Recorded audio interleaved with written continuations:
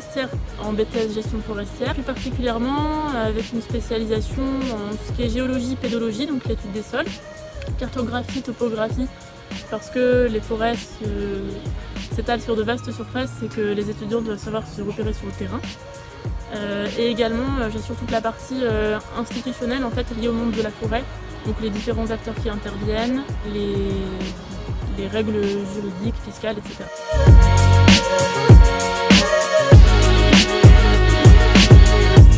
Pour ce qui est des atouts du lycée des Barres, je dirais en premier lieu qu'on est un petit lycée, une petite équipe avec peu de classes. Et ça fait que l'ambiance est assez familiale. Le fait qu'on a des bureaux, ça c'est assez exceptionnel pour des enseignants. Donc nous, nous sommes, je pense, particulièrement présents dans la journée sur le site. Les élèves savent qu'ils peuvent venir nous voir quand ils veulent, et d'ailleurs ils n'hésitent pas à le faire. L'arboretum des Barres, donc on est dans un lycée qui est au cœur d'un arboretum, qui est lui-même au cœur d'un domaine forestier. C'est à la fois un exceptionnel cadre de travail et un exceptionnel cadre de vie. On a environ 300 hectares d'espace boisé, avec une partie plutôt sous forme de parc, donc c'est l'arboretum. On a des espèces très différentes, avec des variétés un peu particulières, des espèces exotiques, etc. Au niveau botanique, c'est une richesse exceptionnelle. On a des parcelles forestières qui nous facilitent en fait beaucoup les déplacements sur le terrain. Avoir ces 300 hectares de terrain de jeu professionnel, entre guillemets, c'est une très grande valeur ajoutée. Dans le domaine, on a aussi deux gros organismes de recherche-développement dans le domaine forestier, que sont l'IGN, donc pour tout ce qui est géographie et statistiques forestières, et l'INRAE, l'Institut de recherche en agronomie et environnement, qui est ici spécialisé dans la forêt. On a un réseau professionnel et de recherche qui est très facile d'accès. Ça peut nous permettre quand même d'enrichir beaucoup notre enseignement et de le garder tout le temps en phase avec l'actualité.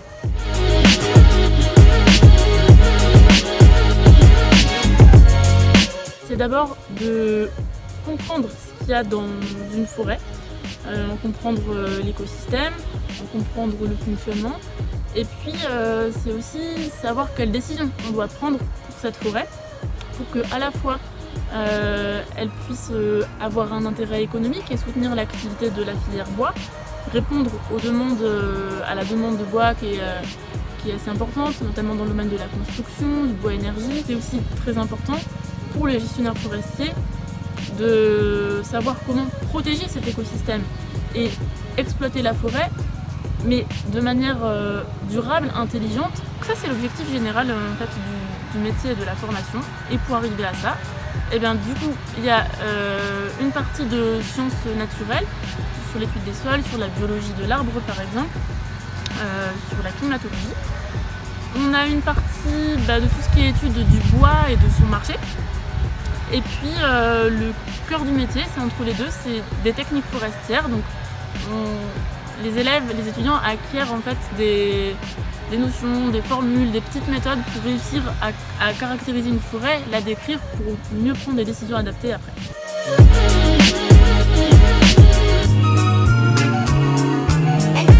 Une fois qu'on a un BTS gestion forestière, si on veut entrer tout de suite dans le monde du travail, on peut être technicien forestier. Alors il y a deux grands types de forêts en France, deux grands types de statuts. Il y a les forêts publiques et les forêts privées. Ce ne sont pas les mêmes institutions qui les gèrent. Mais donc en forêt publique par exemple, on peut travailler à l'ONF. En forêt privée, on peut travailler donc, directement pour les propriétaires en profession libérale ou en tant que salarié, en étant expert forestier, en travaillant dans une coopérative forestière, en étant technicien indépendant. Donc tout ça en fait ce sont des statuts différents, mais globalement le métier va être le même. Ça va être de pouvoir faire des diagnostics, proposer des décisions, aider à mobiliser le bois en fait, contacter les entreprises pour pouvoir vendre le bois et le transporter.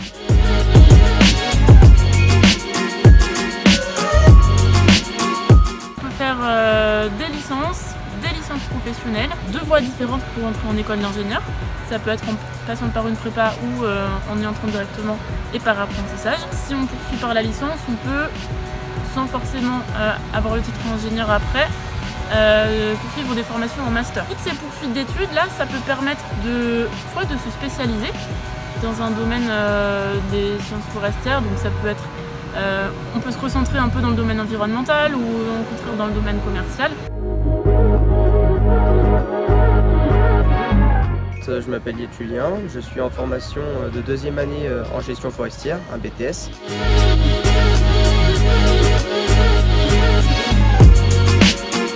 Pour intégrer cette formation, j'ai effectué un bac STAV, sciences techno de l'agronomie et du vivant, avec une option aménagement du paysage. J'ai choisi ce BTS parce qu'en fin de compte, c'est la continuité un peu de ma filière de base. J'étais très intéressé par tout ce qui était monde forestier. Là, je me trouve dans un domaine qui me plaît particulièrement, où il y a beaucoup de choses à apprendre, où en fin de compte, c'est l'avenir un peu de la forêt, de tout ce qui est avec les enjeux actuels.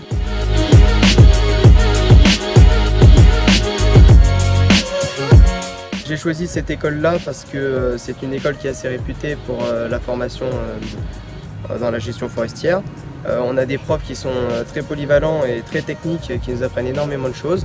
Ils sont là en tout temps pour nous apprendre, même le soir très tard. Au sein de cet établissement, donc on est sur un établissement qui est ouvert, on n'a pas de barrière, donc on est tous des adultes où on vit en communauté. On est tous dans des chambres d'internat, donc un par chambre, et on vit les uns à côté des autres, on s'entraide, on est une genre d'équipe en fin de compte, où s'il y en a des personnes qui ont des problèmes, on est là pour les aider, que ce soit au niveau du travail, de la filière comme de la vie personnelle, parce qu'on ne rentre pas forcément chez nous tous les week-ends. On a toujours des adultes, des profs qui sont là avec nous pour nous accompagner si on a le moindre souci, avec des assistances de nuit pour nos petits problèmes.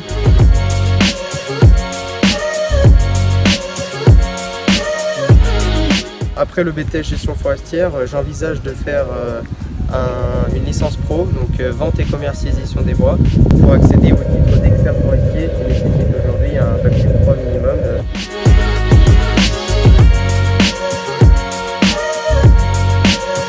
Avec par exemple ce BTS, on peut effectuer donc tout ce qui est gestion forestière, donc l'aménagement des forêts, ou alors les travaux forestiers.